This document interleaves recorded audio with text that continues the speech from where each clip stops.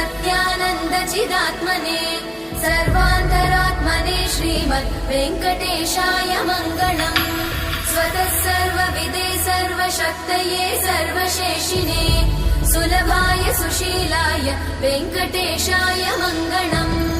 परस्मै ब्रह्मणे पूर्णकामाय परमात्मने प्रयुञ्जे परतत्त्वाय वेङ्कटेशाय मङ्गलम्। आकालतत्त्वमशान्तमात्मनामनुपश्यताम् अतृप्त्यमृतरूपाय वेङ्कटेशाय मङ्गलम्। प्रायस्वचरणौ पुंसां शरण्यत्वेन पाणिना कृपया दिशते श्रीमद् वेङ्कटेशाय मङ्गलम्।